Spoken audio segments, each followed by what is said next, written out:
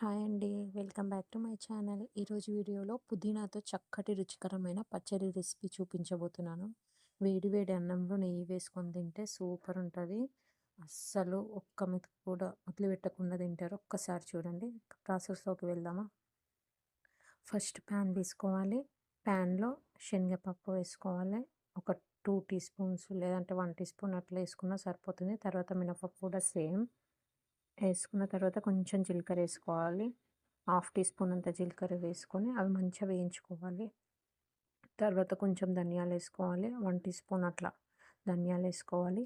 ధనియాలు వేసుకొని మంచిగా అవి వే వేయించుకోవాలి. సన్నని మంట మీద వేయించుకోవాలి. వేయించుకొని అది జార్లోకి తీసేసుకోవాలి. మిక్సీ జార్లోకి తీసేసుకొని ఇప్పుడు నువ్వులు వేయించుకోవాలి. ఒక 2 టీ స్పూన్స్ అన్నా 1 టీ స్పూన్ అన్నా నువ్వులు వేయించుకోవాలి. మంచిగా కలర్ చేంజ్ అయ్యే వరకు వేయించుకోవాలి.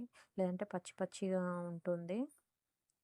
కలర్ చేంజ్ అయిన తర్వాత అది కూడా మిక్సీ జార్లో తీసేసుకోవాలి. మంచిగా వేయించుకోవాలి. కొంచెం టైం తీసుకొని అయినా సరే వేయించుకోవాలి. తర్వాత ఆయిల్ వేసుకోవాలి. ఆయిల్ వేసుకొని నేను ఒక 15 మిర్చి తీసుకున్న, కట్ చేసుకున్నాయి. 10 అన్నా 15 అన్నా తీసుకోవచ్చు.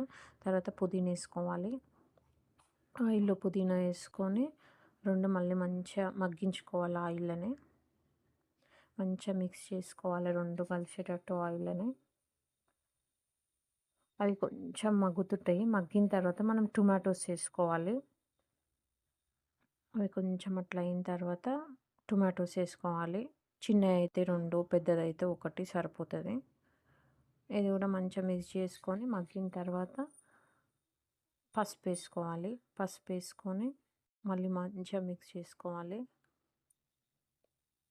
మిక్స్ చేసుకున్న తర్వాత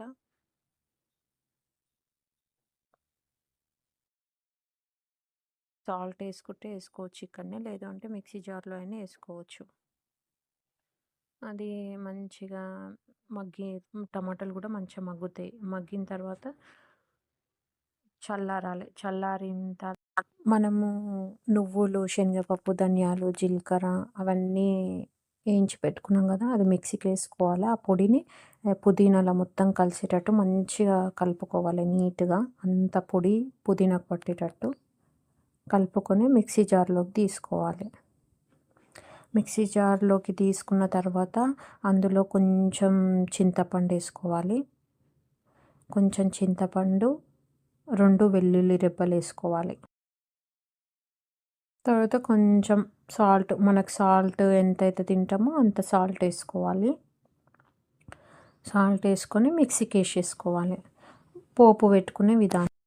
పోపు పెట్టుకోవాలి. పోపుకి బౌల్ తీసుకొని ఆయిల్ వేసుకొని జీలకర్ర, ఆవాలు వేసుకోవాలి. అవి వేగుతాయి. వేగిన తర్వాత ఎండుమిర్చి వేసుకోవాలి. ఇష్టం ఉంటే కరివేపాకు వేసుకోవాలి. మంచి ఎండుమిర్చి వేసుకొని అవి కూడా ఫ్రై అవుతాయి. ఫ్రై అయిన తర్వాత మనము మిక్సీ జార్లో ఏదైతే చట్నీ పట్టుకున్నామో అందులో ఈ పోపు వేసేసుకోవాలి. అసలు చాలా చాలా బాగుంటుంది. ఈ రెసిపీ కనుక మీకు నచ్చినట్టయితే లైక్ చేయండి, షేర్ చేయండి, సబ్స్క్రైబ్ చేసుకోండి. కానీ పక్కా ట్రై చేసి చూడండి. చాలా టేస్టీగా ఉంటుంది. Thank you.